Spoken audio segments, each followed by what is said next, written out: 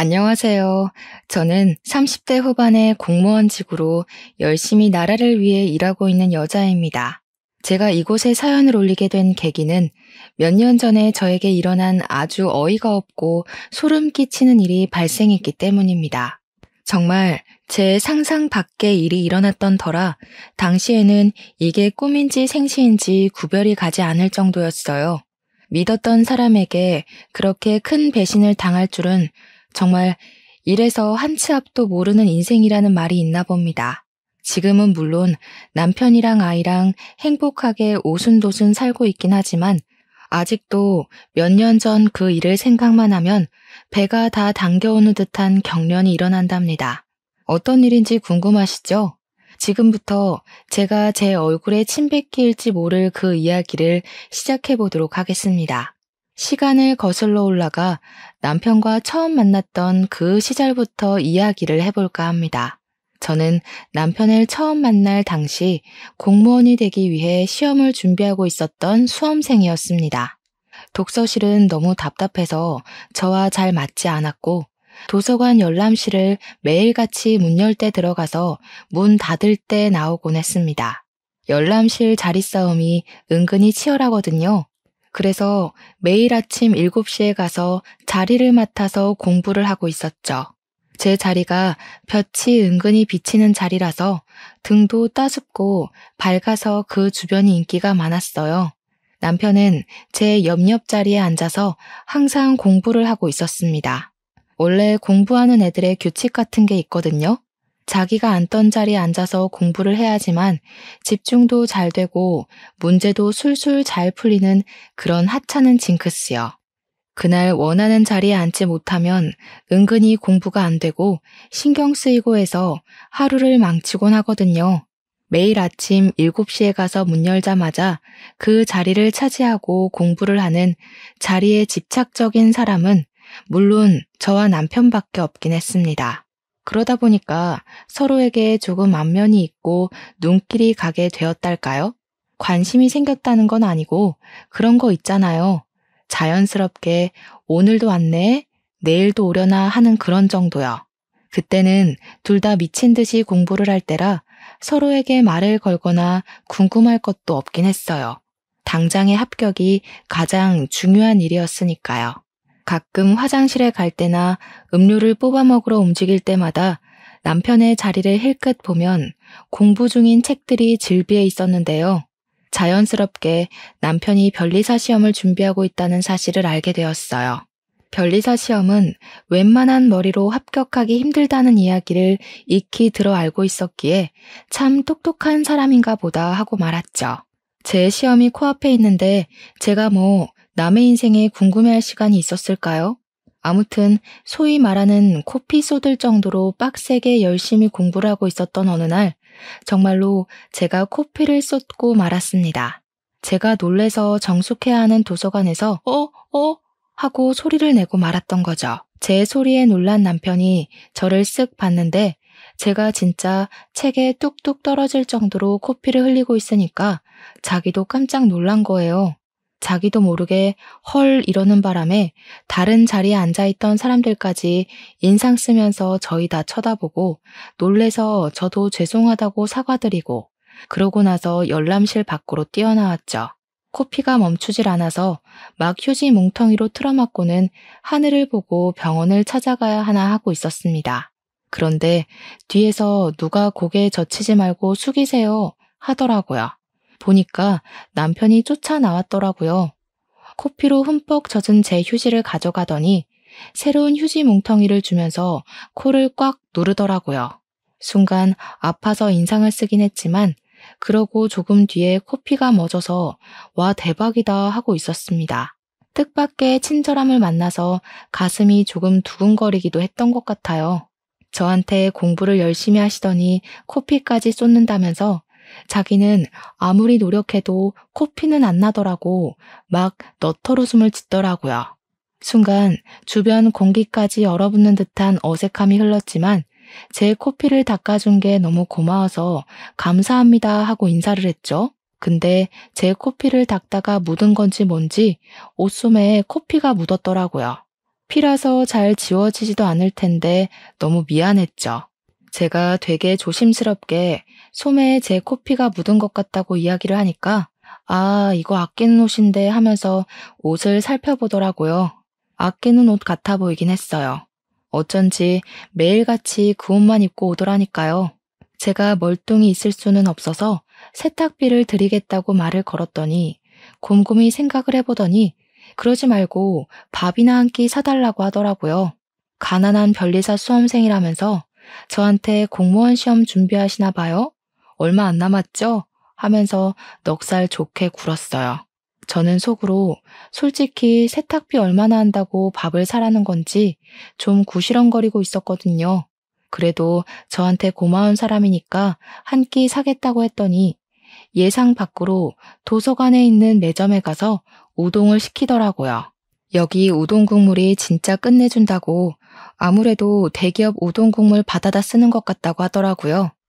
은근히 웃긴 모습도 있고 사람이 수더분하기도 하고 밥 먹는 내내 어색할 것 같았는데 의외로 재밌고 어색하지도 않았습니다. 그렇게 3개월 정도를 더 도서관에서 매일 보면서 눈인사도 하고 가끔 같이 밥도 먹고요. 뭐 그래봐야 우동이긴 하지만요. 그렇게 커피까지 나눠 마시는 사이가 되었습니다. 저는 시험 전날이 다가왔고 오늘이 마지막 도서관 출입이 되겠다고 깊은 다짐을 하면서 공부를 시작했어요.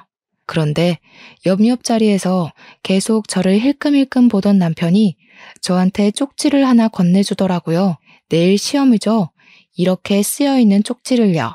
제가 고개를 끄덕이니까 잠깐 나가서 커피라도 한잔하자고 하더라고요. 남편을 뒤따라서 나가니까 저한테 초콜릿 상자 하나를 내미는 게 아니겠어요? 시험 잘 보고 오라고 꼭 합격하라면서요. 그러더니 혹시 합격이라도 하면 내일부터 도서관에 나오지 않는 거냐고 물어보더라고요. 이 차는 면접이라서 굳이 나올 필요 없을 것 같다고 이야기하니까 번호를 좀 알려달라고 했습니다. 얼굴이 빨갛게 변해서 이야기를 하는데 괜히 저까지 얼굴이 달아오르는 느낌이었어요. 못 알려줄 것도 없다 생각해서 번호를 교환하고 저는 다음날 공무원 시험을 봤고요. 가채점 결과 무난하게 합격할 수 있을 것 같았습니다. 공무원 시험을 준비한 지 1년 만에 저는 최종 합격을 했고 공무원이 되었습니다. 가족들은 당연히 난리가 났죠. 노후가 제대로 보장이 된 공무원이 되었으니 이제 시집만 잘 가면 된다고요. 저도 무척이나 기뻤지만 그 기쁨 가운데 속 어딘가에 남편의 시험이 궁금하고 생각이 났어요. 제가 시보 생활을 끝마친 뒤 주민센터에 발령이 나서 일을 하는 동안에도 남편은 열심히 공부를 하고 있었습니다. 공무원이라는 게 민원만 잘 해결해서 끝이 나는 게 아니더라고요. 정말 일이 너무 나빠서 정신이 없을 정도였습니다. 이 일을 어떻게 한 사람이 다 했을까 싶기도 했고요. 인원이 하루빨리 충원되기만을 기다렸죠. 그렇게 바쁜 와중에도 사람들은 죄다 연애도 하고 취미생활도 즐긴다고 하잖아요. 저도 뭐 별반 다를 거 없는 인간이더라고요. 하루가 어떻게 흘러가는지 모를 정도로 일이 바쁜 와중에도 틈틈이 남편과 연락은 이어나갔습니다. 저한테 오늘 하루는 어땠냐, 자기는 날 공부하느라 정신이 없다, 이런 식으로 연락이 오면 저는 실무를 맡게 되니까 너무 어렵다, 공무원 시험에 나오는 문제들이랑 실무는 너무 다르다 하면서 일상 대화를 이어나갔죠. 남편은 주말에도 공부를 해야 하니까 사실 만나서 밖에서 뭐 데이트를 한다거나 하는 일은 없었지만 도서관에는 휴관일이라는 게 존재한답니다. 나라에서 운영하는 공간이다 보니 주에 한 번 휴관일이 꼭 있거든요. 그때나 잠깐 만나서 못다한 이야기를 꼭 피웠죠. 제가 일하는 주민센터가 도서관이랑 멀지 않은 곳이라는 것도 큰 장점 중에 하나였어요. 점심시간에 실무관들이랑 같이 밥을 먹지 않아도 되는 날에는 도서관에 가서 남편이랑 같이 우동을 먹었거든요. 그렇게 시간을 보내다 보니까 어느 날 문득 우리가 데이트를 하고 있는 게 아닌가 하는 생각이 불쑥 들더라고요. 저는 항상 명확한 걸 좋아하는 성격이었기에 그냥 남편에게 대놓고 물어보았습니다. 혹시 우리 무슨 사이인지 알아요? 하고요. 한참 말이 없던 남편이 저한테 쑥스러워하면서 말을 하더라고요. 사실은 어떻게 말을 해야 하나 고민을 하긴 했었다면서 우리 사귈래요? 하고요. 저도 뭐 남편한테 스며들고 있었던 터라 고개를 끄덕이며 긍정의 표시를 보냈고 우리 둘은 그날부터 연인 사이로 발전하게 되었습니다. 남편은 저와 연애를 시작한 지 얼마 되지 않아 변리사 시험을 보았고요. 아쉽고 슬프게도 1차에서 낙방을 하고 말았습니다. 변리사 자격증을 따는 게 정말 쉬운 일이 아니더라고요. 물론 공무원 시험도 쉬운 건 아니었지만 조금 차원이 다르다고나 할까요? 진짜 쟁쟁한 똑똑이들 사이에서 치열하게 경쟁을 해내고 쟁취를 해야 했어요. 저라고 쉽게 공무원이 된 건 아니지만 변리사 시험은 아예 1년을 통으로 써가면서 시험을 봐야 하니까 힘들긴 하겠더라고요.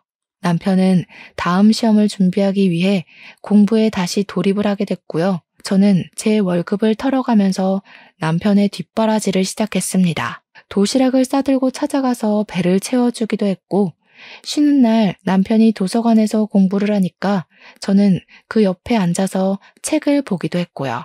그냥 같은 공간에 있는 것만으로도 행복하고 안정감이 느껴지더라고요. 그런 식으로 소소한 데이트를 즐기면서 1년을 보냈고 남편은 두 번째 시험을 보게 되었습니다.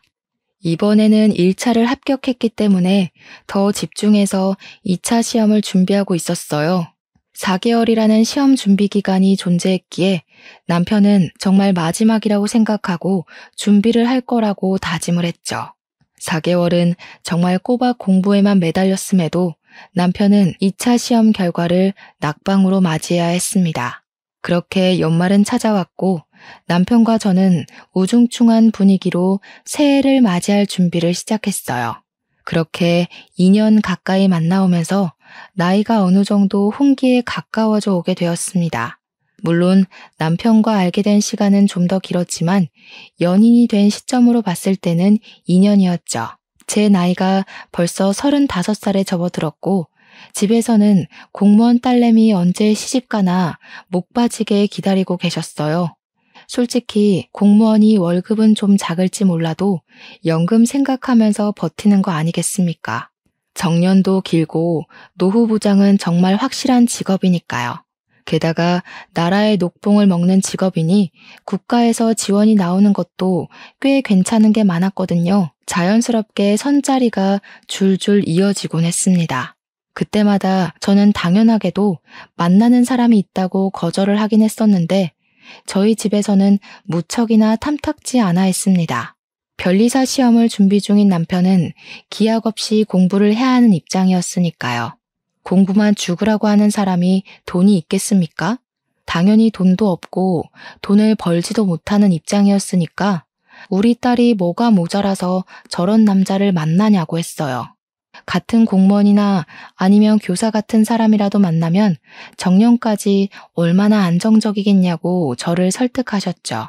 어쩐지 선자리를 들이밀 때마다 저랑 비슷한 직업군에 있는 사람들로 추려오시더라고요. 저는 버티다 안 되겠기에 남편에게 솔직하게 이야기를 했습니다. 집에서는 제가 하루라도 빨리 결혼하길 원하고 있다고요. 안정적인 직장을 가지고 노후가 보장된 사람이랑 결혼하기를 바라고 있어서 그런 사람들을 골라다가 선자리를 들이민다고 했습니다. 그때 남편은 정말 바보 같게도 저에게 헤어지자고 이별을 고했습니다. 자기가 앞으로 몇 년을 더 공부하게 될지 기약이 없다면서 부모님 마음에 쏙 들 수 있는 좋은 사람을 찾아가라고 했어요. 그런 남편의 자신 없는 모습에 저도 지쳐서 헤어지겠다고 해버렸습니다. 일주일이 지나고 2주일이 지나도 헤어진 남편에 대한 생각이 떠나가질 않더라고요. 밥은 먹고 있나 공부는 하고 있나 하면서요. 결국은 참지 못하고 도서관 앞으로 찾아가서 결심을 하고 열람실에 들어갔는데 남편이 없더라고요. 연애를 하는 동안에도 거의 땡땡이 치는 모습을 본 적이 없어서 어디 아픈 건 아닐까 걱정이 되더라고요. 저도 모르게 남편의 집을 찾아가게 되었습니다. 남편의 집 앞에 도착해서야 이성이 찾아오면서 제가 여길 왜 왔는지 도무지 모르겠더라고요.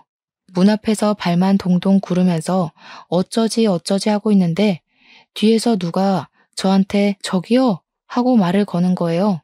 웬 아줌마가 저를 의아하게 보면서 여기 무슨 일로 찾아오신 거냐고 묻는데 느낌이 딱 남편의 엄마, 그러니까 시모 같더라고요. 제가 진한 씨 어머님이세요? 하고 물어보니까 고개를 끄덕이시더라고요. 솔직하게 이야기를 하는 게 좋을 것 같아서 사실은 내가 진한 씨랑 오래 만난 여자친구라고 헤어졌는데 도무지 걱정이 되고 보고 싶고 해서 찾아왔다고 말을 했습니다.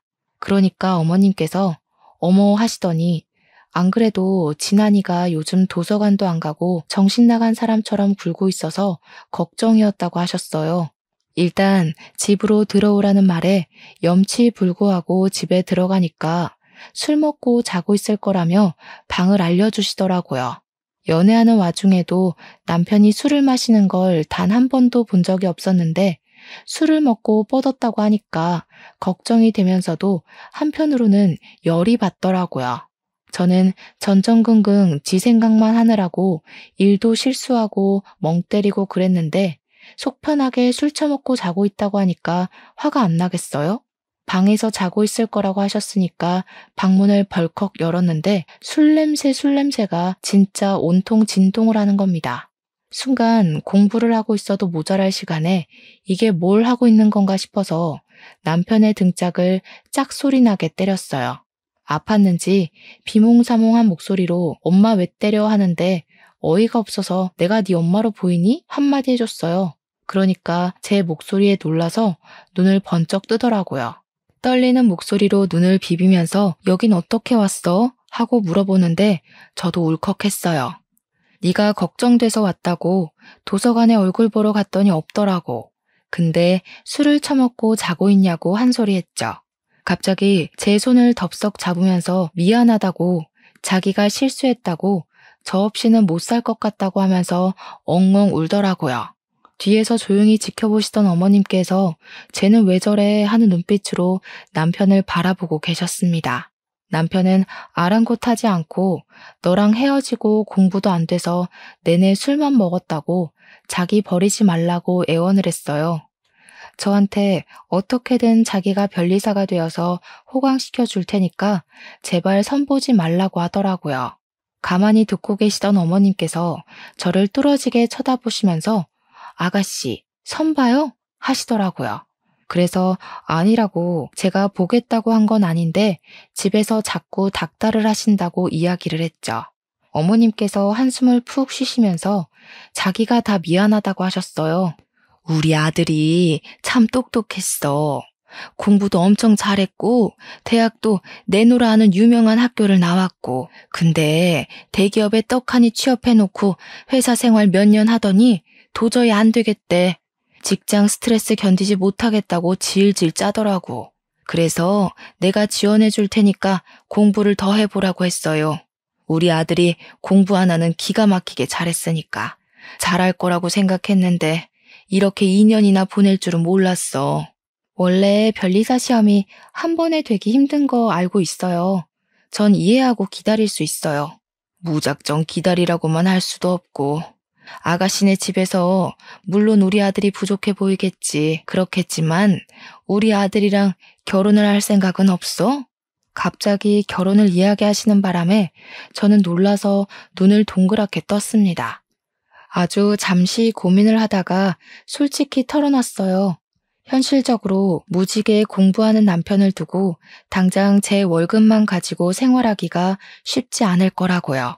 그러다 애라도 덜컥 가지면 정말 막막할 것 같다고 언제 취직이 될지도 모르는 거고 그렇다고 아예 결혼 생각이 없는 것도 아니라고 했습니다. 이번에 짧은 이별을 겪어보니까 서로에 대한 마음이 얼마나 깊은지 한 번 더 깨닫게 된 것 같다고요. 그 말을 끝마치기 무섭게 시모가 저한테 갑자기 재산 자랑을 하시더라고요. 내가 우리 남편이 병으로 급사하고 받은 보험금을 어찌 굴려야 하나 고민을 했거든. 그러다가 독거노인 할머님들이 만든 소품을 판매하기로 사업을 시작했어. 이게 인터넷에 꽤 소문이 퍼져가지고 주문도 많이 받고 봉사재단에서 후원도 들어오기 시작하면서 꽤 수익이 남아.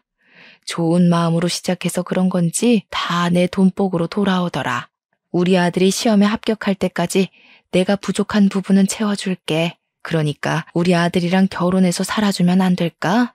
그 말을 하시는데 이게 단지 돈자랑으로만 보이지 않고 정말 어머님이 아들을 끔찍하게 사랑한다는 모성애가 느껴졌어요.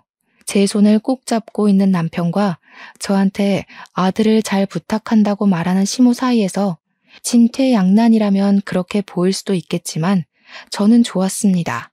남편에게 정식으로 프로포즈를 받고 집에다가 결혼을 하겠다고 이야기를 했습니다. 친정에다가는 통보식으로 전했더니 부모님께서는 당연히 난리가 나면서 반대를 시작하셨죠. 어떻게 다른 직업도 아니고 백수사위를 맞으라고 이야기를 할 수 있냐고요. 아무리 사돈어른이 가진 돈이 있다고 해도 그렇게 평생 살 수 없지 않냐고요. 사업하는 사람이 언제까지 사업이 잘 될 거라는 보장도 없고 귀하게 키운 딸 그런 불구덩이 속으로 보낼 수 없다고 하셨어요. 죽어도 안 된다고 머리까지 싸매고 반대를 시작하셨고 우리 남편은 문전박대를 당하기 일쑤였으며 소금을 맞기도 했습니다. 그럴 때마다 저도 부모님께 얼마나 화를 냈는지 몰라요. 공부하기도 바쁜 사람인데 매일같이 찾아와서 시간을 낭비하는 것도 서러웠고요. 아들이 이런 취급을 받는 걸 아시면서도 시모는 저를 응원해 주었습니다. 우리 아들이 죽고 못 산다는데 조금만 버텨달라고요. 제가 다 얼굴이 화끈거리고 죄송해서 할 말이 없었죠. 그렇게 한 달을 꼬박 매일같이 찾아와서 갖은 모욕을 당하면서도 제가 없으면 죽어도 안 된다는 남편에게 우리 엄마가 먼저 함락당하셨습니다. 우리 남편이 참 성품도 바르고 또 시모가 독거노인을 위한 사업을 하고 있다는 걸 알게 되면서 인성은 훈훈한 집안이라고 느끼신 거죠. 엄마가 마음의 문을 열고 집에 발은 들이게 해주자 집안 분위기가 점점 우호적으로 바뀌게 되었습니다. 철옹성 같은 우리 아빠는 끝까지 반대 의견을 굽히지 않았으나 결국 상견례 자리를 가지게 되었습니다. 물론 상견례 자리까지 오기에는 저의 단식 투쟁이 좀 큰일을 하긴 했죠. 결혼 허락을 해주지 않으면 집에 발도 들이밀지 않겠다. 내가 손주를 두루두루 낳고 살 때 아빠는 외롭게 살아갈 거라고 항쟁한 결과였습니다.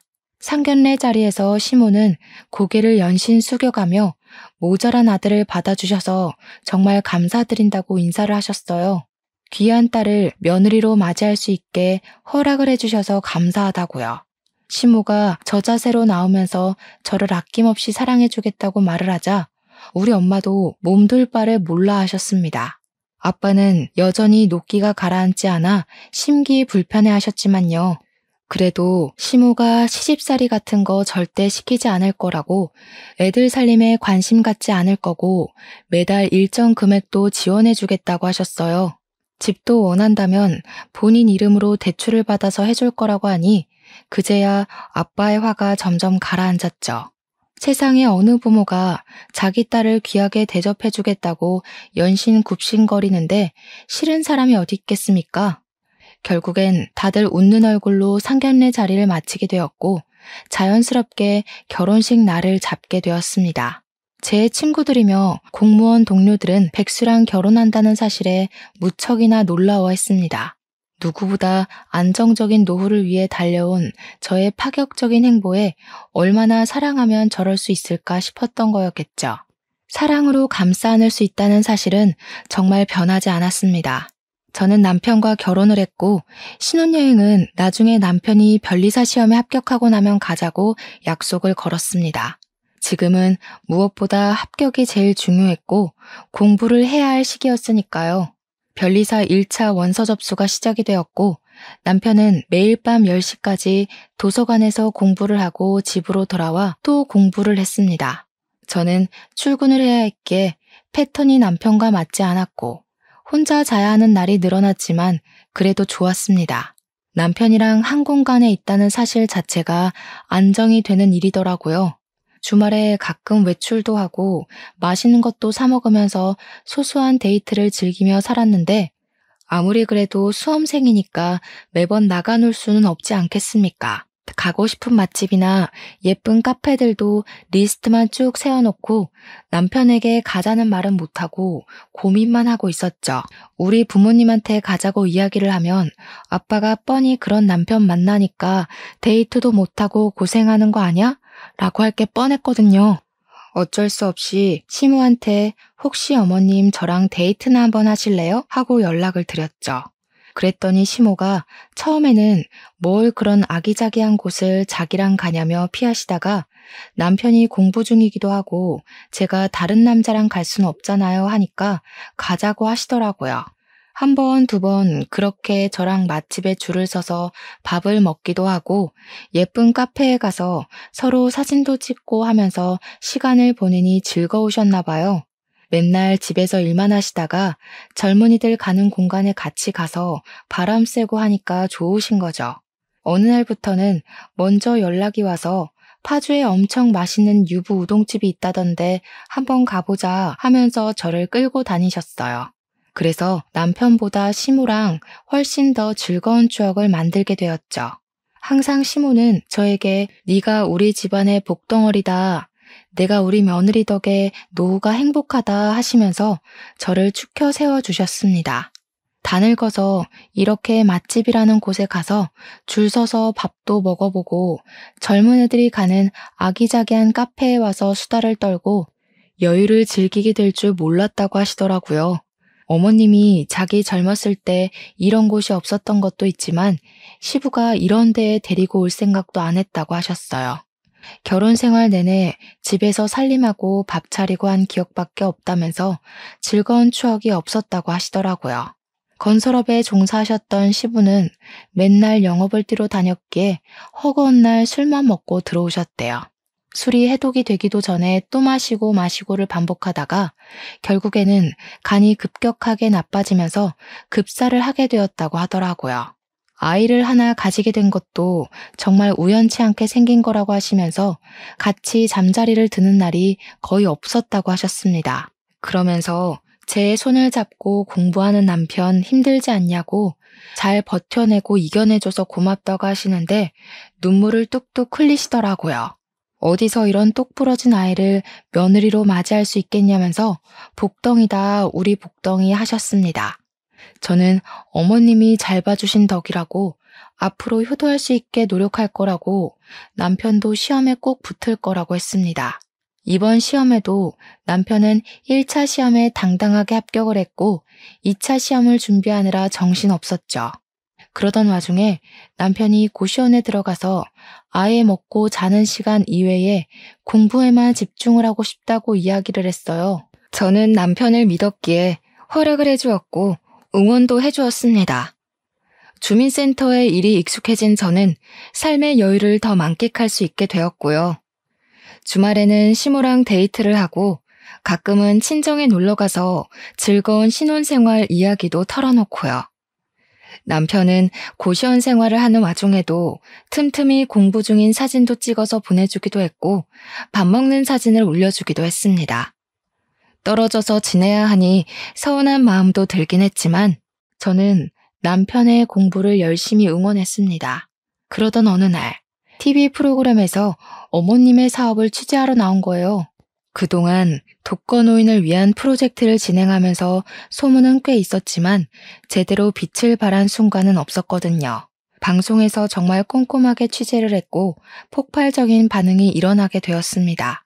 저렇게 대단한 일을 하는 업체도 있구나 하면서 사람들이 관심도 가져주고 기사도 많이 쏟아지고 각종 매체에서 어머님의 인터뷰를 따내려고 노력했죠. 어머님은 순식간에 유명 인사가 되었고요. 사업은 이전과 비교할 수 없을 정도로 엄청나게 성장하게 되었습니다. 남편은 2차 시험을 무사히 치렀고 그렇게 또 한 해가 저물어가게 되었습니다. 남편은 변리사 시험을 본 지 4번째 만에 드디어 합격이라는 것을 하게 되었습니다. 정말 세상을 다 가진 기분이 들었다니까요. 어머님 사업은 잘 되지 남편은 변리사가 되었지. 남편은 저에게 이제 우리 고생 끝난 거나 다름없다고 행복길만 열렸다면서 저를 업고 아파트 단지 한 바퀴를 돌겠다고 난리를 쳤어요. 우리 시모는 그런 남편을 보면서 주책이다 주책이야 하면서도 우리 남편 고생했다고 토닥여 주었죠. 친정에서도 드디어 변리사 사위 얻었다면서 축하 파티를 열어주셨습니다. 그렇게 당당하게 자격증을 따고 그동안 쌓아두었던 경력들이 빛을 발할 시간이었습니다. 좋은 대학을 졸업한 것도 대기업에서 일을 했었던 경력들까지 한데 모이니 인정이 되더라고요. 우리 남편은 시청에 있는 꽤 유명하고 큰 변리사 사무실에 취직을 하게 되었고 초봉치고는 꽤 많은 돈을 벌어오기 시작했습니다. 정말 너무나도 다행인 건 돈을 벌면 갖은 유혹에 시달릴 법도 한데 우리 남편은 정말 저밖에 모르는 사람이었다는 겁니다. 월급도 전부 저에게 갖다 바치고 합격했으니까 신혼여행을 다녀오자는 약속을 지키겠다고 하더라고요. 저는 생각도 해보지 않았던 신혼여행이라 무척이나 들떠 있었습니다. 구정 연휴에 앞뒤 연차까지 모조리 붙여서 길게 신혼여행을 다녀왔어요. 어머님께서는 저에게 가서 펑펑 쓰고 놀라며 큰 돈을 쥐어주시기도 했습니다. 우리 아빠도 드디어 변리사 명함이 찍힌 우리 남편을 보면서 인정을 해주었고요. 앞으로 우리 사위는 건강만 하라고 마음을 쏙 뒤집으셨네요. 그렇게 행복한 나날이 지속되는 줄 알았건만 남편이 새로 취직한 회사가 일이 정말 많은 회사였습니다. 갓 신입이라고 일을 좀 적게 주나 했더니 정말 얄짤없이 굴려먹더라고요. 저는 어쩔 수 없이 주말 데이트는 시모와 함께 해야겠구나 하면서 새로운 맛집을 찾아 리스트를 정리하고 있었어요. 그런데 우리 시모도 사업이 갑자기 번창하게 되었다고 했잖아요. 그러다 보니까 인터뷰며 다른 기업이랑 협업이며 엄청 바빠지게 된 것이었죠. 공무원 생활도 바쁘다고 다들 입 아프게 이야기를 하는데 시모와 남편에 비하면 저는 정말 새 발에 피었습니다. 시모를 만나는 횟수가 점점 줄어들게 된 건 어쩔 수 없는 일이었어요. 일이 많이 바쁘시니까 지방 출장까지 가니까 내가 이해해야지 했죠. 그런데 어느 날부턴가 제가 전화를 하고 문자를 해도 시큰둥한 반응을 보이시는 게 아니겠어요? 주말에 바쁘시냐고 지난번에 못 가본 맛집에 가자고 이야기를 하면 저한테 그날은 다른 회사 사모님들이랑 약속이 있다고 거절하시고요. 또 어떤 날은 같이 협업을 하기로 한 대기업 임원들이랑 골프를 치러 가기로 했다고 바쁘다고 하시고요. 저는 우리 시모가 골프를 칠 줄 안다는 사실도 전혀 모르고 있었거든요. 오죽하면 저한테 화나신 게 있는 건가 싶을 정도였어요. 저한테 예전처럼 다정하지 않고 쌀쌀맞게 이야기를 하셨거든요. 하루는 남편이랑 같이 시댁에 갔는데 시모가 남편을 보면서 활짝 웃으시고는 우리 귀한 아들 어서와 하시더니 저를 보고는 왔니? 한마디 하시는 거예요. 제가 하도 이상해서 어머님 저한테 서운한 거 있으세요? 하니까 내가 너한테 뭐가 서운하겠니? 그냥 속이 터지는 거지 하더라고요. 제가 무슨 일이냐고 묻자 손을 휘휘 저으면서 아무것도 아니라고 자기 속이 시끄러운 거니까 내버려 둬라 하시대요. 같이 밥 먹는 내내 저를 한 번 보고 한숨, 남편 한 번 보고 한숨 하시더니 너네 아이는 언제 가질 거니? 하고 물으셨어요. 남편이 이제 슬슬 준비해보려고 한다고 대답하자 어머님께서 굳이 애를 꼭 낳아야겠니? 하시더라고요. 제가 아무 소리 안 하고 있다가 어머님 손주 보고 싶다고 하셨잖아요. 하니까 저를 쓱 보시더라고요. 아니 뭐 너네가 언제까지 같이 살지도 모르는 거고. 순간 제가 이게 무슨 소리인가 싶어서 아무 말도 못하고 있는데 남편이 엄마 그게 무슨 소리야? 하면서 짜증을 확 냈어요. 그러니까 시모가 움찔하면서 아니 뭐 사람 이름 모르는 거 아니냐고 말이 그렇다는 거지 하시대요. 저는 너무 충격이었죠. 갑자기 어머님이 저한테 왜 저러나 싶고요. 그렇게 2달이라는 시간이 흐르는 동안 어머님은 대놓고 제 연락을 피하기 시작하셨어요. 가끔 연락이 닿거나 어머님께서 전할 말이 있어 전화를 하실 때도 꼭 끝에는 아이를 갖지 말라고 몇 번이나 말을 하셨죠. 저도 슬슬 기분이 나빠지더라고요. 언제는 간이고 쓸개고 다 빼줄 것처럼 하더니 애도 싫다 저도 싫다 하시니까요. 저는 딱히 잘못한 것도 없는데 갑자기 내쳐지는 기분이 들어서 빈정상했죠. 그러던 어느 날 어머님께서 갑자기 저한테 만나자고 하시더라고요. 알겠다고 언제가 좋겠냐고 물어보면서 말을 했죠. 어머님, 지난번에 가려고 했다가 못 갔던 시장에 있는 맛집 가실래요? 하니까 저한테 무슨 시장에서 보자고 하냐며 넌더리를 치시는 거예요. 어머님 시장 구경하시는 거 좋아하셨잖아요 하니까 그것도 다 옛날 아니냐고 이제는 급이 다르대요. 잘 나가는 사업가에 변리사 아들까지 뒀는데 내가 시장 통해서 밥을 먹는 게 말이 돼? 언제는 1,000원짜리 핫바도 맛있게 나눠 먹었는데 저러니까 진짜 이상하더라고요. 방송을 탄 이후에 몇 개월을 회장 사모며 무슨 기업 임원들이며 하는 사람들이랑 어울리고 다니시더니 아무래도 그쪽에 물이 든 것 같았습니다. 저한테 주소를 보내주시면서 무슨 명품 매장 안에 있는 카페로 오라고 하시더라고요. 저는 명품 가방 파는 매장에서 카페까지 운영을 하는지 처음 알았습니다. 무려 집에서 40분이나 떨어져 있는 압구정동까지 오라고 하길래 멀리 떨어진 곳으로 부르는 시모가 영 이해가 안 됐습니다. 그래도 그쪽으로 나오라고 통보를 하셨으니까 어쩔 수 없이 갔죠. 장소에 도착을 하고 나니까 시모가 이미 이전에 약속이 있으셨나 보더라고요. 진주 목걸이를 치렁치렁하게 늘어뜨린 사모님처럼 보이는 여자랑 커피를 마시고 계셨습니다. 제가 어머님 하고 부르니까 휙 돌아보면서 왔니? 한마디 하셨어요. 이 자리에 앉아도 되나 고민하고 있는데 그 사모님처럼 보이시는 분이 저를 보고 이분이 며느님? 하시더라고요. 근데 어머님이 맞아요 하는데 그 표정이 뭔가 상당히 이질적으로 느껴졌어요. 저를 위아래로 쭉 길게 훑어보는데 동물원 원숭이라도 된 기분이 들어서 별로더라고요. 시모가 저한테 갑자기 시비를 걸더라고요. 예, 너는 내가 여기까지 불렀으면 옷 좀 차려입고 오지. 이게 뭐니? 촌스럽게. 평소에 입고 다니는 그대로 입었는데 무슨 문제라도 있나요? 네가 들고 다니는 가방도 엘사 짝퉁이잖아. 내가 정말 부끄러워서 원. 어머님, 그럼 여기 명품 매장이던데 저 가방 하나 사주세요. 어머 얘가? 공무원 월급 쥐꼬리만큼 버는 주제에 명품 가방이 가당키나 하니? 남들은 지 시모한테 턱턱 사다 바친다던데 네 월급 3달 모아봐라. 여기 가방 하나 살 수 있나? 순간 제가 너무 부끄러운 거예요. 진주 목걸이를 한 사모가 그 사이에 일어나서는 먼저 가본다고 인사를 하는데 우리 시모가 벌떡 일어나서 고개를 숙이더라고요. 사모님, 다음에 뵙고 다시 이야기 나누자고 굽신거리면서 제가 잘 타이를게요 하는데 이게 뭐지 싶었어요.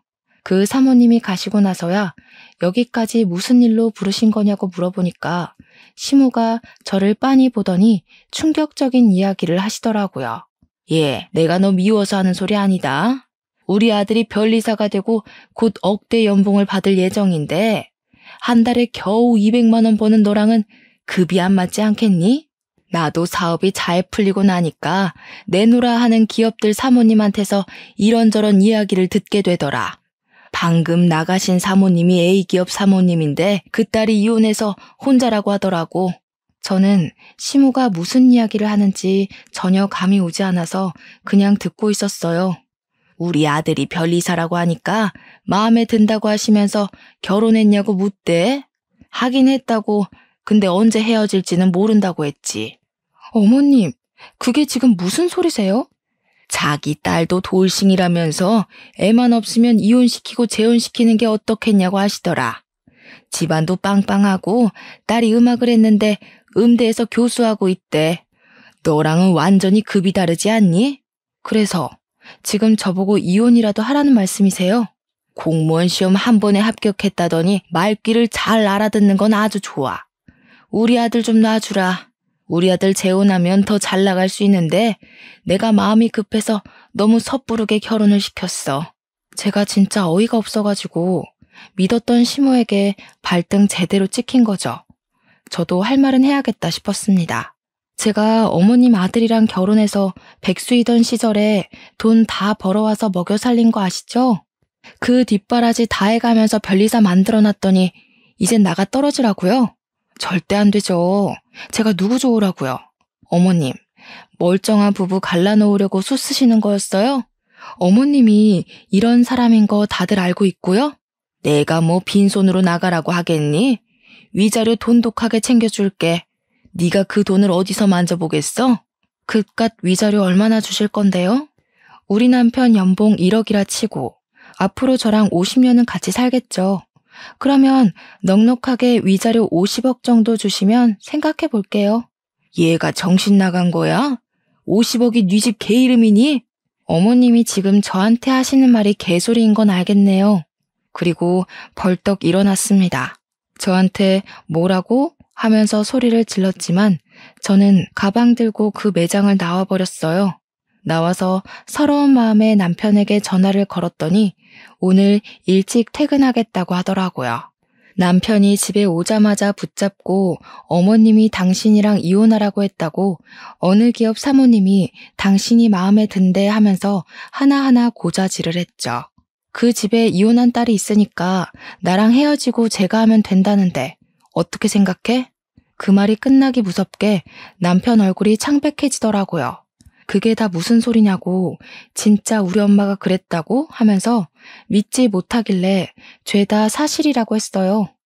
내가 지금 이런 소리를 들으면서 살아야겠냐고 하니까 남편이 바로 시모한테 전화를 걸더라고요. 엄마 노망 났어? 정신 나간 거야? 어떻게 우리 와이프한테 그런 소리를 할 수가 있어? 이 여자가 나한테 어떤 여잔데? 얼마나 귀한 사람인데? 전화기 너머로 시모가 급 타령을 하는 소리가 들렸습니다. 내 급에는 우리 와이프도 감지덕지거든? 어디서 이런 여자를 만나? 허튼 소리 할 거면 앞으로 우리한테 연락하지도 마세요. 그러더니 남편이 제 전화를 가져가서는 시모 번호도 차단해버리고 문자랑 전화도 차단시켜 놓더라고요. 저를 꼭 안아주면서 당신 없으면 못 산다고 절대로 이혼 못한다고 하더라고요. 오히려 남편이 강하게 나오니까 제가 더 고맙지 뭐예요. 그 이후로 어떻게 됐냐고요? 당연히 시모는 우리 집에 발도 못 붙이게 되었죠. 남편에게 연락해도 받지 않았고 제 연락처에는 죄다 차단이 되어 있었으니까요. 그 난리가 난 날 저희에게는 새 생명이 찾아와서 저는 10달을 꼬박 품고 포동포동 귀여운 아들을 출산했습니다. 제가 임신한 걸 어떻게 알았는지 시모가 열받아서 남편 회사에 찾아가서 이혼하라니까 무슨 애를 낳고 있냐고 난리를 쳤대요. 당연히 그 난리친 이후로 우리 아이 한 번도 못 보고 지금까지 사는 중이랍니다. 우리 시모 사업은 방송 탄 이후로 아주 잠깐 반짝했다가 지금은 다시 시들시들해져서 이전으로 돌아갔어요. 회장 사모님들이며 임원들이며 단물 다 빠진 시모한테 골프는커녕 전화도 안 하는 것 같더라고요. 이게 다 인과응보 아니겠어요? 그렇게 급타령하면서 잘난 척하더니 지금은 외롭게 손주 얼굴도 모른 채 살아가고 있으니까요. 남편은 견고하게 저를 지켜주고 있어요. 저도 여전히 공무원으로서 열심히 하루하루를 잘 살아가고 있답니다. 이래서 마음을 곱게 쓰고 살아야 하나 봐요. 여러분들도 인과응보를 꼭 마음에 새기면서 사시길 바랍니다. 길었던 제 사연 들어주셔서 정말로 감사합니다.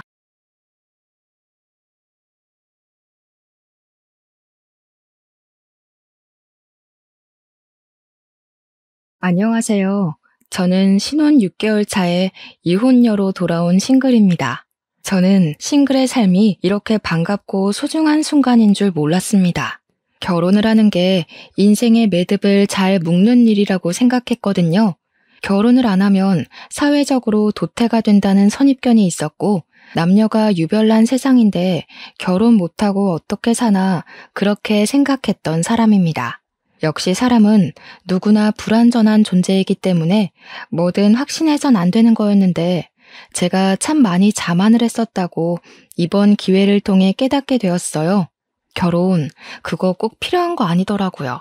내게 필요하다면 습득해도 될 문화 정도인 게 결혼이 아닌가. 이젠 그렇게 생각해 봅니다.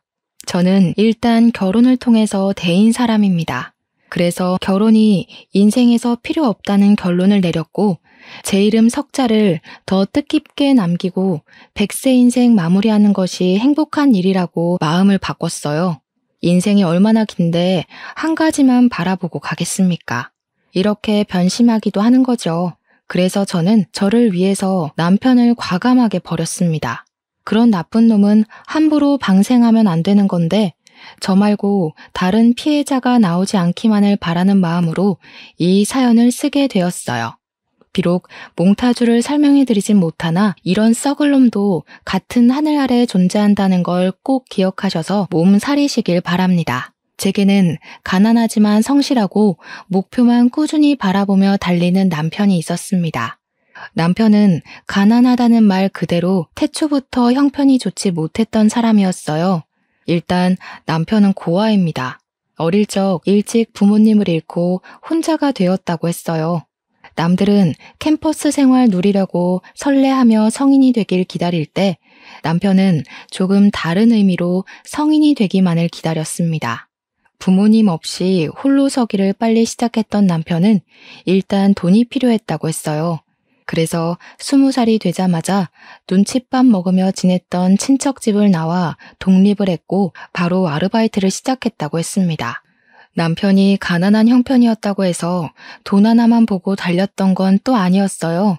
돈을 벌더라도 자기 미래를 길게 책임질 수 있는 수익처가 필요했다는 겁니다. 그 어린 나이에 한참 철든 생각을 했던 남편은 오전부터 저녁까지 아르바이트를 마치고 오면 도서관에 가서 진로에 대한 공부와 자격증 준비를 병행하면서 미래를 대비했던 사람이었어요. 남편과 저는 같은 건설회사에서 만나게 되었는데요. 대학 졸업 후 취업해 갓 신인이었던 저와 달리 남편은 건설회사에서 밑바닥부터 시작하여 인맥을 통해 면접의 기회를 얻을 수 있게 되었고 어린 나이에 입사해 이미 팀장 자리를 맡고 있던 사람이었습니다. 저보다 나이가 1살은 어렸는데도 능력이 대단해서 남편에게 보이는 후광에 빠져든 여사원들이 한둘이 아니었어요. 남편은 잘생긴 편은 아니었지만 키가 크고 체격이 다부져서 여자들의 눈길을 끄는 타입이었고 일 외에는 사사로운 것에 관심이 없어서 더 매력적으로 보였던 사람이기도 했습니다. 그런 남편에게 눈길을 준 여자들 중 하나가 저이기도 했고요. 듣자 하니 남편은 이미 20대인 나이에 자기 앞으로 된 작은 상가 건물이 하나 있었고 전셋집을 세주고 있기까지 한다는 소문을 들었어요. 결혼 나이가 꽉 찬 여자들 눈에 남편은 그야말로 1등 신랑감이나 다름없었습니다. 그것을 오로지 남편 힘으로만 일궈냈다기에 부모님 지원만 받고서 편하게 길을 걸어온 제 입장에서도 남편이 너무 존경스러웠어요. 저는 아빠가 이제 좀 이름나기 시작한 탁주 회사를 운영하고 있어 제가 기억 못하는 어린 시절만 형편이 어려웠을 뿐 초등학교 때부터는 부모님께 물심양면 지원을 많이 받고 자랐거든요. 아빠가 탁주 회사 들어와서 일 배우고 회사 물려받아 보라 했지만 저는 도통 그곳에 관심이 없어서 제가 하고 싶은 건설에 도전을 하게 되었고 아빠도 저의 길을 응원해줬어요. 제가 다니던 건설회사는 그리 큰 규모가 아닙니다. 한 부서에 사원이 그리 많지 않았는데 제가 있는 곳에는 팀장인 남편 밑으로 사원이 4명 정도 있는 게 다였어요. 그래서 우리끼리 회식하면서 가볍게 술자리도 하다 보니 대충 어떤 사람이고 어떤 여건인지 서로 아는 정도로 친했어요. 제가 입사했을 당시는 회사가 좀 바빠서 신입사원 환영회를 좀 늦게 했었는데 제 부서에는 저만 신입이었던지라 늦게 환영회를 하는 만큼 제 얘기가 주가 될 수밖에 없었는데요. 옆에 앉은 동료가 저더러 회사 대표 딸이라는 걸 밝히면서 부잣집 아가씨라며 놀리더라고요. 만약 그 일이 아니었다면 제가 남편의 눈에 안 들지 않았을까 그런 생각은 가끔씩 해요. 그 부잣집 딸이라는 이미지 때문에 남편이 사적인 대화를 많이 걸어왔었거든요.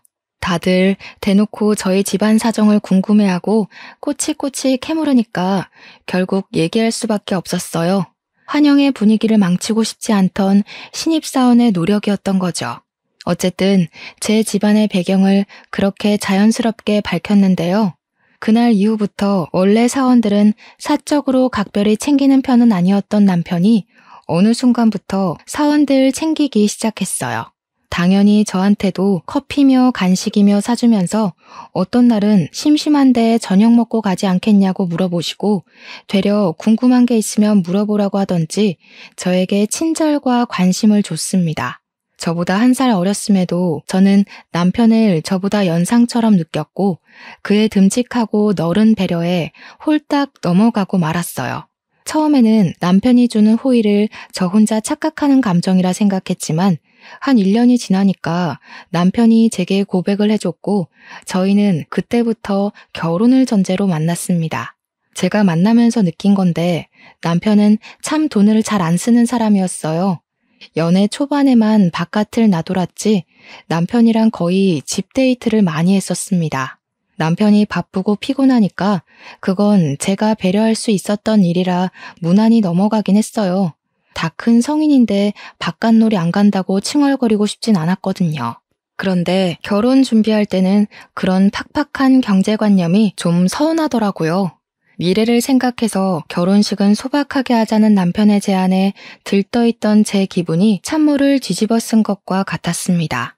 하나밖에 없을 결혼식이라서 이왕 하는 거면 화려하게 하고 싶었던 저는 남편의 제안이 상당히 아쉬웠어요. 하지만 더 좋은 집, 더 좋은 혼수 등을 생각하면 굳이 스쳐 지나갈 결혼식 정도야 소박하게 해도 되겠다 그리 생각하게 되더라고요. 그래서 남편 의견에 동의하여 스몰 웨딩을 올렸습니다. 그렇게 앞으로 즐거울 줄 알았던 저의 신혼생활은 시작부터 덜컹거렸어요. 그 첫 번째 문턱이 신혼여행을 다녀오자마자 발생했는데 남편이 구했다는 신혼집이 제게 큰 충격을 안겨주었습니다. 그 집은 바로 남편이 전셋집으로 세를 주고 있던 주택이었어요. 그 주택은 신축도 아니었고 인프라가 좋은 것도 아니었고 무엇보다 단가가 그리 센 곳이 아니었습니다. 남편이 세를 주고 있다고 할 때나 이 전셋집이 돈으로 보였지 이게 제 집이라고 생각하면 그저 구닥다리로밖에 느껴지지 않은 수준의 매물이었어요. 남편은 이전부터 이미 신혼집을 혼자 구해놨다며 제게 서프라이즈로 알려주겠다고 계속 신경 끄게 만들었는데 이런 식으로 판을 벌린 남편에게 서운함이 급격하게 몰려왔어요. 이럴 거였으면 미리 말을 했어야지. 내가 돈 보태서 더 괜찮은 곳으로 갔으면 됐잖아. 여기서 어떻게 살아? 주위에 마트 한번 가려고 해도 차로 10분을 나가야 되는데. 잘 수 있고 먹을 수 있고 쌀 수 있으면 그게 집인 거지. 고작 구조물인데 뭐가 그렇게 중요해? 우리가 같이 사는 공간이 있다는 게 중요한 거 아니야? 우리 자기 가만 보면 나보다 1년 더 살았으면서 은근 어린 생각한다니까. 이게 왜 어린 생각이야? 우리가 없는 살림도 아닌데 왜 이런 총구석에 와서 시작을 해야 돼? 직장이랑 거리도 1시간은 더 걸리잖아. 차 기름값이 더 나오겠어. 우리 둘 다 사회생활하는 사람들인데 불편해서 매번 어떻게 왔다 갔다 해. 오늘따라 더 애처럼 구네. 우리 미래를 생각해야지. 애 낳으면 그때 아파트 가도 늦지 않잖아. 원래 젊을 땐 고생을 사서 해야 되는 거 몰라? 젊을 때 아끼고 고생해야 나이 들어서 편하고 좋은 데 사는 거라고. 천하태평한 남편에게 답답함을 느낀 저는 그날 처음으로 남편에게 큰 소리를 냈던 날이었습니다. 신축 아파트에서 따뜻한 신혼을 꾸리길 기대했던 제 기분은 완전 산산조각이 났고 저는 겨울엔 춥고 여름엔 더운 변두리 주택에서 장 보려면 겨우 슈퍼밖에 못 가는 곳에서 신혼을 시작했어요. 제가 한 번도 고생 안 하고 살아서 그런 깡촌 주택이 더 불편했을 수 있습니다. 그래서 친정 부모가 걱정할까봐 종종 잘 살고 있다고 연락은 해줬고 또 남편이 제게 잘해줬기에 시간 지날수록 화는 풀렸어요. 그러나 문제는 이 집이 아니었다는 게 아직도 제 뒷골을 당깁니다. 그러던 어느 날이었어요. 우리 집에서 믿을 수 없는 일이 발생하기 시작했는데요. 그건 남편의 친구가 집들이 겸 우리 집을 찾아왔을 때부터 씨가 뿌려진 것 같았습니다. 남편 친구 또한 남편과 가난했던 시절을 함께 보냈던 추억이 있었어요. 그날 저는 술상 옆에서 과거 얘기를 하며 술 한 잔씩 기울이는 둘의 대화를 잠자코 듣기만 했었는데요. 남편 친구가 원래 반지하에 살다가 23평 신축 아파트로 이사를 갔다고 하더라고요. 어찌 그렇게 인생 역전했는지 모르겠지만 자랑할 만한 일이니까 남편 친구가 내내 그 얘기를 해도 저는 이해가 되었습니다. 그런데 친구가 어깨 펴며 남편 앞에서 얘기를 하는 순간에도 남편은 마음 놓고 웃지를 못하더라고요. 웃더라도 표정에서 씁쓸함이 묻어 있었어요. 아마 친구의 성공을 부러워했던 것 같습니다. 제가 보기엔 남편도 가난을 극복했고 작은 상가 건물도 갖고 있고 전세도 주고 있던 여건이라 충분히 성공한 사람이라고 보는데 남편 입장에선 아니었나 보더라고요. 남편이 나름 자수성가한 것에 비해 씀씀이는 아직 과거에 머물고 있는 듯 했습니다. 그러니 고생한 만큼 스스로 보상을 마련한 친구와 달리 여전히 집 하나 사는 것에도 과감하지 못했던 거 아니겠습니까? 그걸 생각하니 남편의 속사정이 안쓰러웠고 철없이 집투정 부렸던 제 자신을 반성까지 했었어요. 그런데 술이 한두 잔 들어가고 나서부터는 제가 좀 기분 상할 일이 생겼는데요. 제가 자리를 비우기만 하면 남편 친구가 남편한테 수상쩍게 속닥거리더라고요. 한두 번은 모른 채 해줬지만 제가 자리에 앉을 때마다 입을 싹 다무는 걸 보곤 나중에는 치사해서 직접 물어봤어요. 뭔데 그렇게 둘만 재밌는 얘기하냐고 나도 말해주라고 살갑게 굴었더니 남편 친구가 껄껄 웃었고 남편은 아무것도 아니라면서 술만 마셨습니다. 그런데도 남편 친구의 주둥이는 술이 들어간 탓에 쉽게 열렸어요. 재수씨, 좀 사는 집 딸이라면서요? 이 자식한테 제일 큰 복이 재수씨 같은데 이 자식이 워낙 우직하잖아요.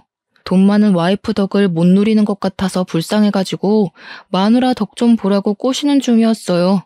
친구분이 하는 말이 제게 무례일 수도 있지만 저는 그것보다 남편의 기분이 더 신경 쓰였습니다. 세상에 돈 아끼면서 자존심 세우는 남자들이 어디 있겠습니까? 남자라면 한 번쯤은 돈을 팍팍 쓰면서 남들에게 동경 어린 눈빛도 받고 싶고 대단한 대우받고 싶고 그렇잖아요. 여자보다 그것도 자기 와이프 집안 재력 때문에 남자가 기죽는 건 너무 안타까운 일 아니겠어요? 집안 부부는 제가 어떻게 할 수 있는 일이 아니고 그래도 남편이 와이프 하나는 자기 능력이 좋아 잘 만났다고 생각하길 바래서 저는 더 능글능글하게 굴었어요. 그래, 돈 많은 처가 덕 좀 보던가. 자기 능력이 그만큼 되기 때문에 대단한 와이프를 얻은 거야. 나도 내 수준에 맞는 남편 잘 얻은 거고. 내가 자기 덕 많이 보고 있는 것처럼 자기도 내 덕 좀 욕심내고 그래라. 사람이 어떻게 매일 성실하고 알뜰하게만 살겠어. 친구 앞에서 기죽지 말라고 술 기운을 빌어 더 넉살을 부렸습니다. 그러니까 남편은 가만히 있는데 옆에서 친구가 더 난리를 치더라고요. 분명 재수씨가 덕보라고 그랬어요. 고바 자식아, 내가 시키는 대로 해보라니까. 돈 버는 거 생각보다 별거 아니더라고. 우리가 어릴 땐 너무 무식했어. 역시 돈도 방법을 알아야 부자가 되는 거야. 재수씨가 허락해줬잖아. 친구는 침까지 튀기며 흥분해서는 손뼉을 쳐댔습니다.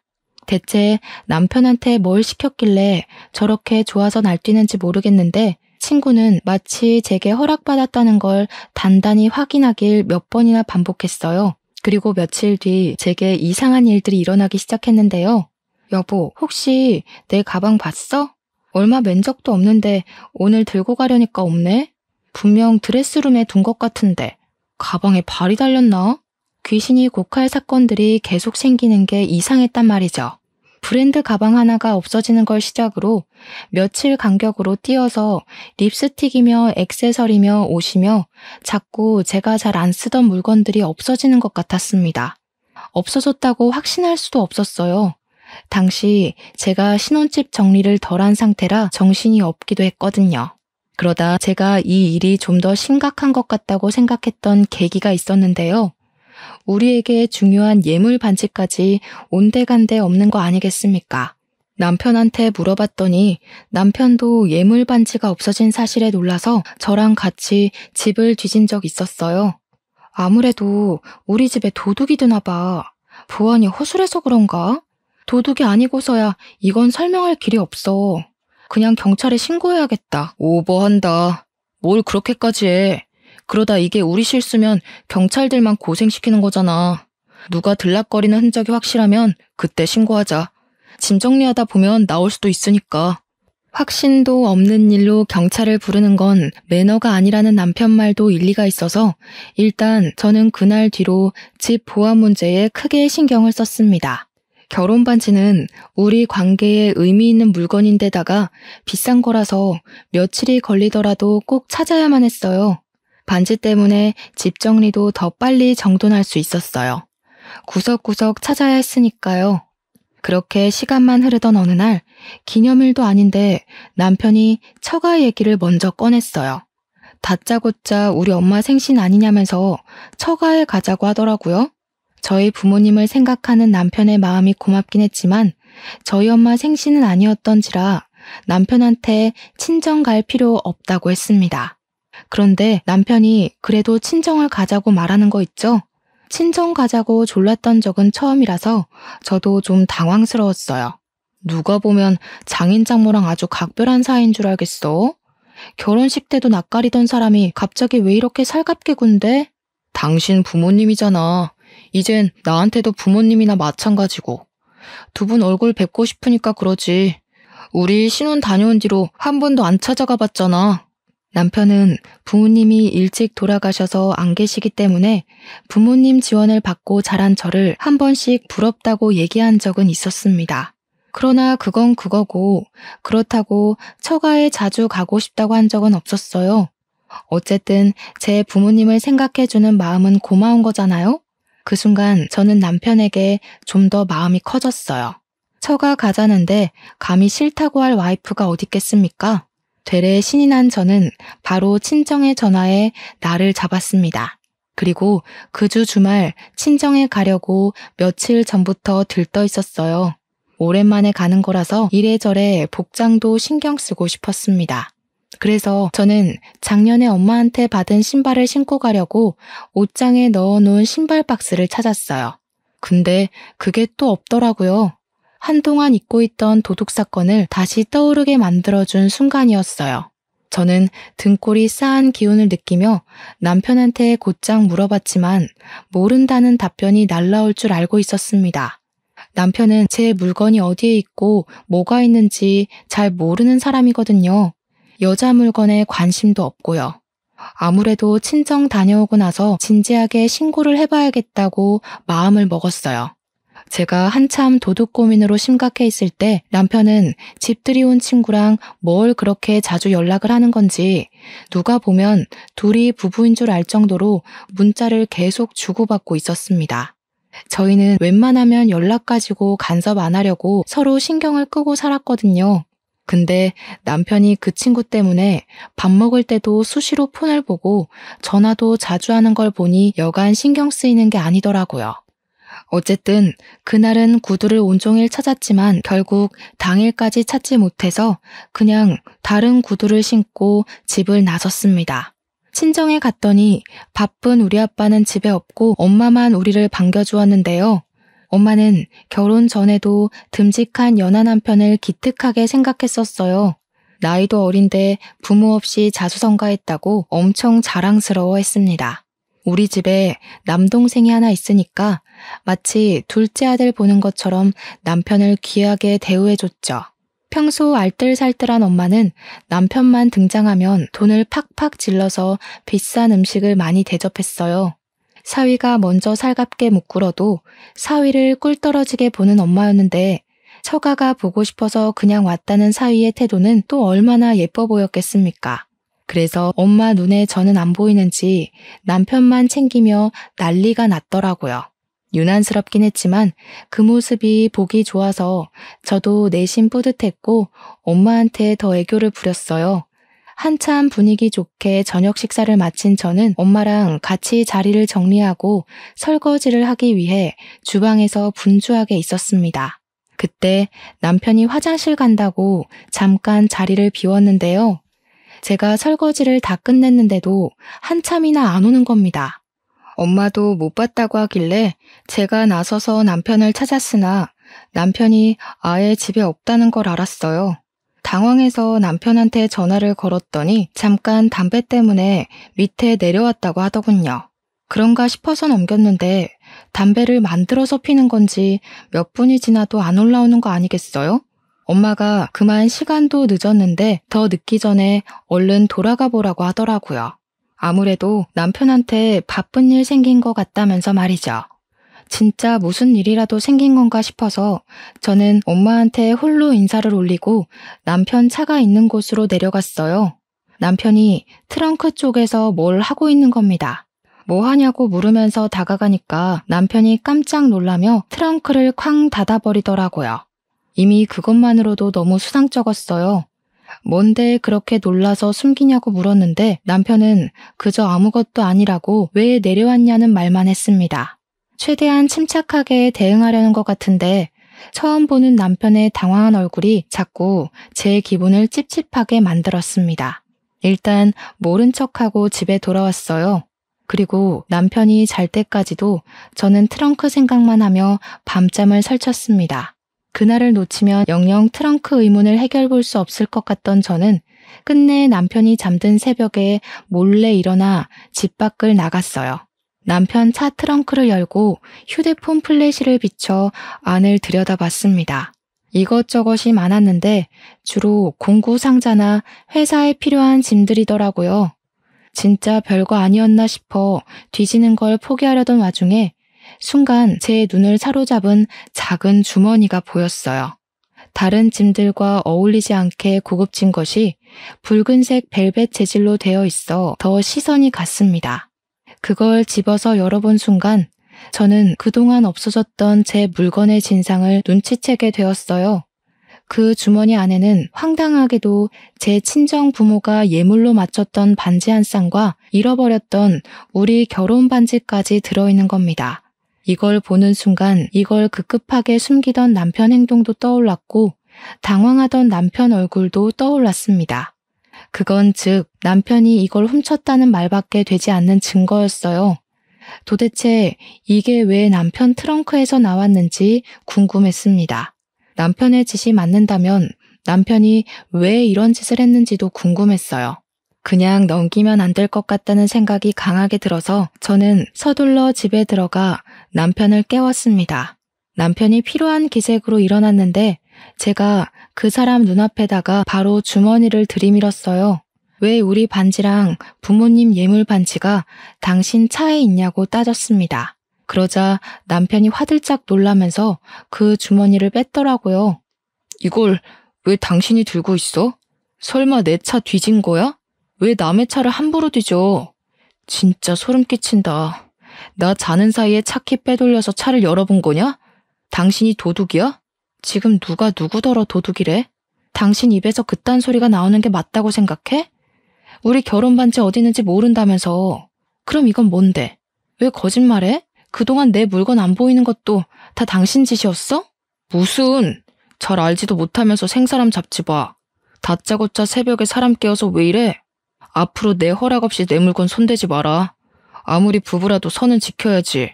남편은 끝까지 자기 짓을 발뺌했어요. 그런 모습은 제가 의심하고 있는 정황이 사실이라는 걸 확인시켜주는 꼴밖에 안 되었습니다. 그래, 억울해 보이는데 그럼 법적으로 논해봐야지. 우리 혼인신고 안에서 부부끼리도 절도죄 성립된다고 하더라. 누가 도둑인지 경찰에 신고해서 따져볼래? 경찰 얘기까지 나오자 당황한 남편은 갑자기 흥분을 가라앉히고 저를 설득하기 시작했어요.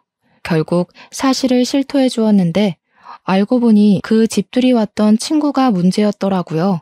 그 친구가 여자친구들을 여러 명 갈아치우면서 여자친구 물건을 몰래 훔쳐 중고 사이트에 하나둘씩 팔아서 돈을 벌었다고 하는 겁니다. 직장인 여자라면 명품 하나쯤은 작게라도 들고 있기 때문에 그걸 노리고 그런 짓을 했다네요. 그렇게 도둑질을 해서 번 돈으로 23평 아파트를 구했던 건데 그 친구가 집들이 왔을 때 남편한테 그 사실을 몰래 밝혔던 거였어요. 그때 그 친구가 저한테 분명 허락한 거라고 몇 번이나 확인 사살한 이유도 그제야 이해가 갔습니다. 그렇다고 도둑질을 똑같이 하는 정신 나간 놈이 어딨어. 당신 거지야?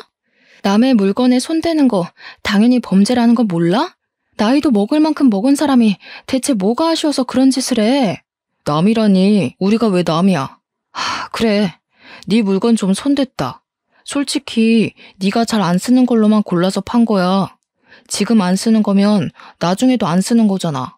아끼면 똥 되는 거 묵혀둬서 뭐해. 안 쓰는 거 팔아서 필요한 사람한테 도움되면 좋지. 그 반지도 우리를 위해서 쓰려고 했다고. 이번에 신상 게임기 한정판으로 나왔거든? 그거 하나만 사자. 우리 부부는 같이 할 만한 취미가 너무 없어. 이러면 오래 못 간대. 게임기? 이 와중에 게임 소리가 나와? 그리고 우리 결혼 반지가 왜 쓸모없는 거야? 어떻게 그걸로 게임기 사자는 소리를 할 수가 있어?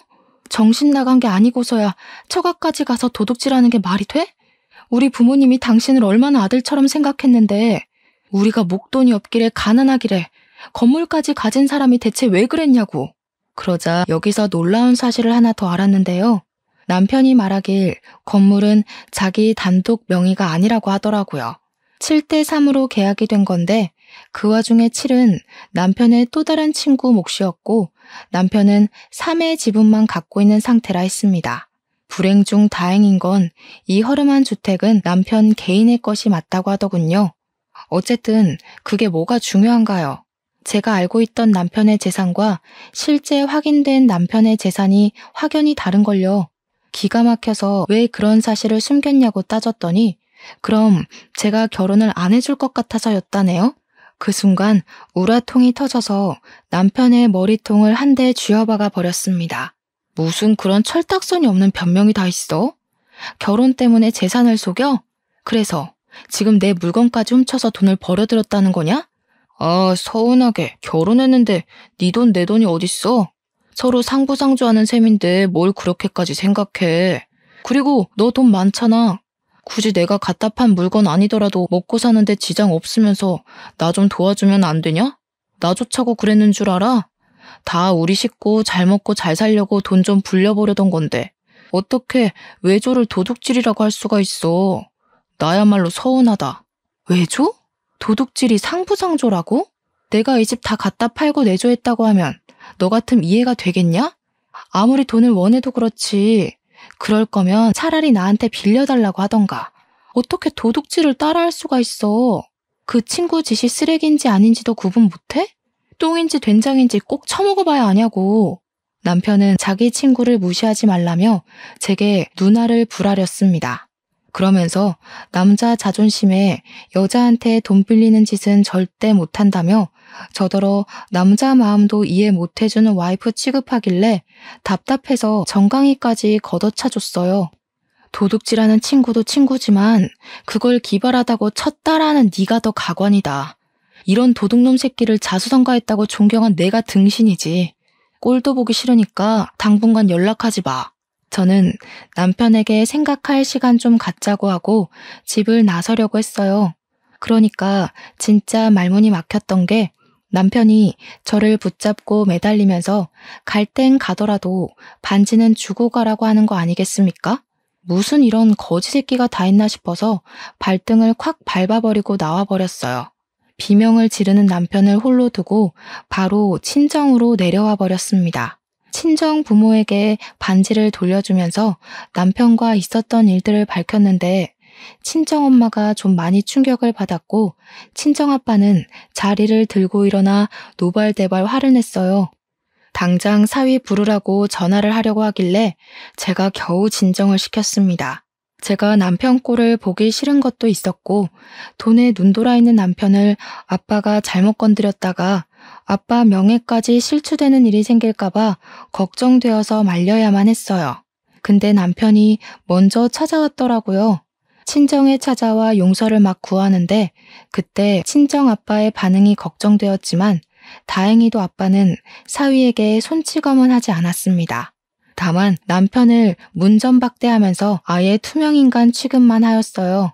자기한테는 이제 사위 같은 거 없다고 생각하며 살 거라고 남편을 매몰차게 외면했습니다. 그리고 아빠는 남편에게 선물로 줬던 차까지 뺏어버렸어요. 그날 남편은 친정에 자차 타고 내려왔다가 버스를 타고 집으로 돌아갔었습니다. 그 뒤로도 남편은 매일매일 제게 연락하면서 계속 사죄를 했고 다시는 실수 안 하겠다고 제발 돌아와달라 빌었습니다. 별거한 지 한 달이 되어가는 시기에도 남편의 용서는 계속되었어요. 그땐 친정엄마도 그만 사위를 용서해주는 게 어떻겠냐고 원래 도둑질하던 애가 아니었으니까 진짜 반성하고 잘못을 고쳤을 거라며 저를 설득했습니다. 그래서 저는 한 달 만에 다시 신혼집으로 가게 되었어요. 남편은 돌아와 준 제게 고맙다고 연신 고개를 숙였지만 저는 남편을 냉대하면서 정말 용서한 거 아니니까 앞으로 조심하라고 단호하게 일러주었어요. 그 뒤로 남편은 정말 손버릇을 고친 듯 했습니다. 엄마 말대로 원래 도둑질을 할 줄 모르던 사람이었는데 그 망할 친구 새끼 때문에 저희 남편이 물들었던 거였구나 싶었어요. 저는 남편한테 그 친구랑 당장 절교하라고까지 간섭을 했는데요. 다행히 남편이 기분 나빠하지 않고 바로 수긍하며 제 눈앞에서 그 친구를 수신 차단하는 헌신까지 보였습니다. 그렇게 다시 제가 알던 근면 성실한 남편으로 돌아와서 저는 점차 안심해 갔어요. 그러나 스마트폰을 한번 쓰면 다시 예전으로 못 돌아가는 것처럼 한번 물들었던 손때가 다시 깨끗한 손으로 원상복귀될 수 없다는 걸 이번 기회에 깨닫게 되었습니다.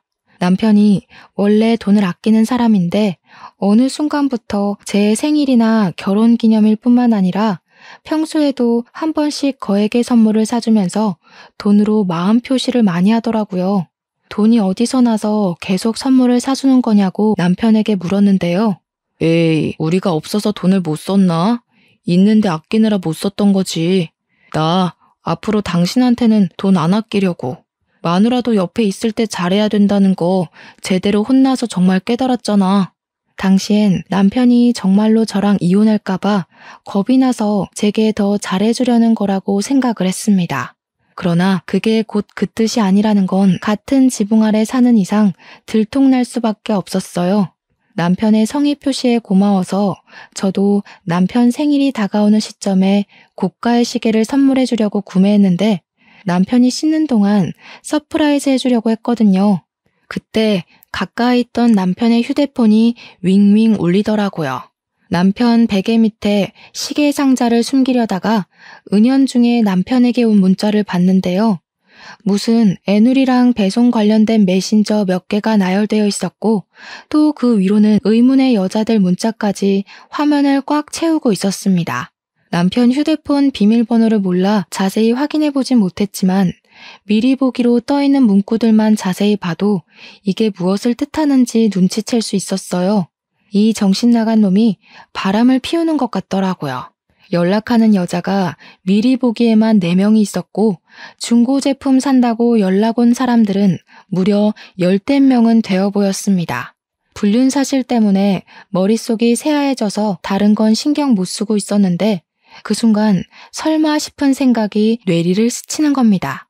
남편이 제게 사줬던 수많은 선물의 출처가 의심스러웠어요.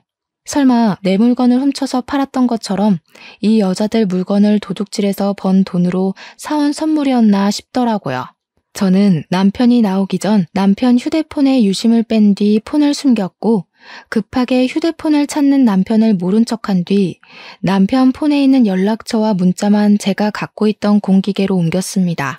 샅샅이 살펴보니까 내막은 더 가관이더라고요.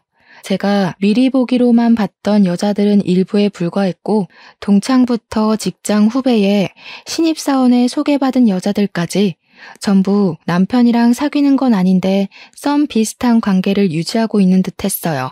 그리고 웃기게도 이들에게서 온 문자에는 공통점이 있었는데 전부 다 하나같이 내 물건 뭐 없어졌는데 혹시 본 적 있냐고 묻는 질문이 한 번씩은 들어 있었습니다. 아니나 다를까 애누리 물어보는 사람들의 문자까지 확인을 해봤거든요. 진짜 경악을 금치 못했어요. 여자 명품 물건들을 찍은 사진과 함께 남편의 장사치 말솜씨가 아주 화려하게 펼쳐져 있더라고요. 너무 기가 막혔던 저는 남편한테 말도 안 하고 그 수많은 여자들의 문자를 전부 캡처했습니다. 진작에 이혼을 했어야 하는 건데 제 판단 실수로 본의 아니게 2번 상처를 받아버렸잖아요. 그래서 제가 더 눈에 뵈는 게 없었어요. 분노 때문에 눈앞이 하얘진 경우를 처음 겪어보았습니다. 더 이상 이런 도둑놈 새끼를 눈 감아줄 여유가 없었기에 이제 남편을 놓아주기로 결심했어요. 그래서 이혼 소송하기 전 일단 상간녀 소송을 몰래 진행해버렸습니다. 그리고 며칠 뒤 남편에게 생일 선물로 여행을 가자고 꼬셨어요. 그래서 휴가를 연달아 낸 남편은 여행 당일 그저 신이 난 채로 제게 또 선물을 주었습니다. 명품 립스틱이었는데 잘도 포장을 해왔더라고요. 아마 도둑질해서 번 돈으로 구매했겠죠. 어쩌다가 자수성가 남편이 도둑놈으로 전락한 건지. 그런 남편을 둔 제 처지가 너무 비참해서 한숨밖에 안 나왔습니다. 한시라도 빨리 갈라서고 싶어 미치는 줄 알았어요. 남편이 여행 때문에 당일을 기다린 것처럼 저도 남편과 제대로 쪽내기 위해 당일을 기다렸습니다. 그러니까 남편과 함께 공항을 찾은 그날은 여행도 뭣도 아니고 사실 남편과 작별하는 날이었어요. 제가 그쪽으로 소송했던 상간녀들을 다 불렀거든요.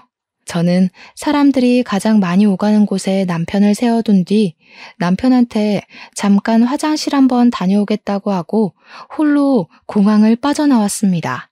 입구에서 상간녀들이 나타나기까지 기다리고 있었는데 멀리서부터 한 손에 봉투 하나씩을 쥔 여자들이 우르르 오고 있더라고요. 자기네들끼리도 남편한테 다른 여자가 있다는 걸 그날 처음 확인한 듯 했습니다. 그래서 더 전이에 불타있는 눈빛들이었어요. 저는 그냥 이대로 돌아가려고 했는데 남편이 어떻게 개망신을 당하는지 보고 싶더라고요. 그래서 몰래 상간녀들 뒤를 따라가 봤더니 보안 직원까지 나타난 곳에서 남편이 신명나게 두들겨 맞고 있더군요. 들어보니까 상간녀들 손에 쥐고 있는 종이는 제가 보냈던 소송장이었어요. 문어다리 걸치다가 들통나서 그대로 처맞고 있는 남편이 얼마나 웃기고 하찮던지 동영상도 찍어뒀습니다. 그 뒤로 폭풍 같은 시간을 보낸 남편한테서 연락이 왔지만 저는 이미 그 사이 제 짐을 다 빼고 친정으로 옮겨간 후였어요. 남편이 상간녀들에게서 용케 도망쳐 집에 왔나 보더라고요. 제 짐이 없으니 놀랐을 겁니다. 남편 전화를 받지 않다가 저녁 때쯤이 돼서야 전화를 받아봤는데 역시나 바로 원성을 높이더군요. 야, 제정신이야? 네 짓이지? 내가 공항에서 무슨 짓을 당했는지 알아? 당장 와서 해결해라. 너 때문에 그 정신 나간 년들이 집 앞에서 진을 치고 있다고. 빨리 안 튀어와? 내 짓인 거 알고 있네? 몰라주면 섭섭할 뻔했는데. 내가 정말로 용서한 거 아니니까 잘하라고 했을 텐데. 그새를 못 참고 대형 사고를 치면 어쩌냐? 사람 맞아? 기회를 줬는데도 왜 갱생을 못하는지 모르겠다. 이래서 다들 머리 검은 짐승은 개나 줘버리라고 하나 보네. 도둑질하고 싶어서 손이 근질근질했겠다. 참 많이도 사귀었더라. 그럴 거면 그냥 공부해서 제비를 해. 비아냥거리지 마. 솔직히 너도 좋았잖아. 실실거리면서 비싼 선물 좋다고 밝힐 때는 언제고. 이제 와서 선량한 시민이라도 되고 싶었냐? 네가 그러니까 떼돈을 못 버는 거야. 그게 다 돈벌이 수단이고 나만의 비법이거든?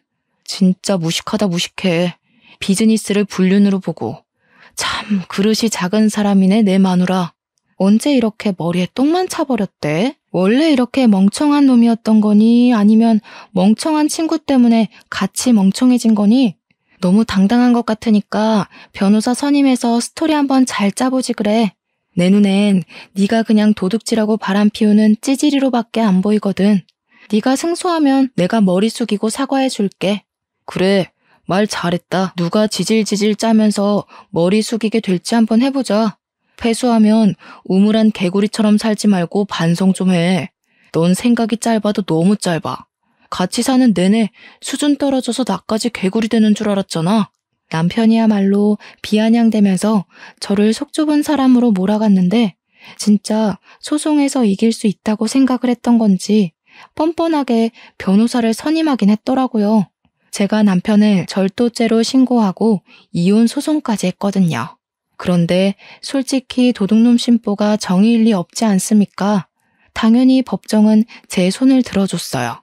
남편이 저지른 범죄가 생각보다 죄질이 심각한 버릇인데 남편한테서 반성하는 기미도 안 보였고 오히려 제 욕으로 모자라 변호사까지 엉터리라고 난동을 부리는 바람에 법정에서 더 불리하게 작용되었습니다. 안타깝게도 그놈의 자존심은 판사의 판정까지 인정을 못해 모독을 했네요. 어쩔 수 없이 법정 모독죄까지 포함이 돼버렸죠. 그리고 소송당했던 상간녀들은 남편이 수많은 여자랑 바람을 피우는 줄 몰랐다고 자기도 피해자라면서 항소를 했지만 남편이 유부남인 건 알면서도 접근한 건 명백히 부정행위이기 때문에 소송이 성립된다고 해 위자료를 뱉어야만 했습니다. 그것에 상간녀들이 정말 돌아버렸더라고요. 생돈 날려서 화났는데 남편이 자기들 물건을 훔쳐서 팔았다는 사실을 알고는 못 참고서 남편을 절도죄로 다 신고해버렸어요. 결국 남편은 징역을 면치 못하게 되었습니다. 그리고 이 와중에 황당한 건 남편이 자기 친구까지 고발해버렸다는 겁니다. 친구 때문에 자기가 물든 거라고 친구 탓을 하는 거 아니겠습니까? 그래서 친구도 나란히 징역을 살게 되었어요. 참 얄팍한 우정이지 않나요? 그런 얕은 우정 때문에 인생이 나락으로 가버렸으니 얼마나 쪽팔린 일입니까? 원래 나쁜 사람이 아니었다고 하더라도 사람 변하는 건 정말 가늠 못할 일인 것 같습니다. 누가 사람은 안 변한다고 했나요? 사람도 다 변하더이다. 내가 알던 사람이 아닌 것 같은 순간 때문에 10년 친구, 20년 친구랑도 갑자기 인연을 종결짓는 거 아니겠어요? 세상에서 사람이 제일 무섭다고 하더니 이번 일을 통해서 그 말을 가장 뼈아프게 느꼈습니다. 전 남편이랑 관계가 더 길게 갔다면 아마 도둑질을 넘어서 또 다른 무언가가 저를 더 힘들게 했을지도 몰라요. 지금도 전 남편한테 시간과 마음과 물질을 도둑맞은 게 억울하기만 한데 여기서 더 갔다고 생각하면 오금이 저립니다. 친정엄마는 이제 저더러 결혼하지 말라고 하세요. 그리 좋게만 보이던 사람이 어떻게 그런 나쁜 사람이었을 수가 있냐면서 사위 때문에 뒤통수를 크게 느낀 것 같더라고요. 친정엄마가 그 트라우마 때문에 사람을 잘 못 믿게 되었어요. 그 모습을 보는데 우리 가족한테까지 상처를 준 전 남편이 아주 오랫동안 징역살이를 하면서 햇빛을 못 봤으면 좋겠다는 생각이 들더군요. 지나치다 우연히 마주쳤는데 그 자식이 저를 아는 채 한다? 그럼 바로 귀싸대기를 날려줄 생각입니다. 여러분들도 늘 주위에서 사람 사귀셨으면 좋겠어요. 항상 좋은 사람들만 꼬이길 바랄게요. 제 사연은 여기까지였습니다. 들어주셔서 감사해요.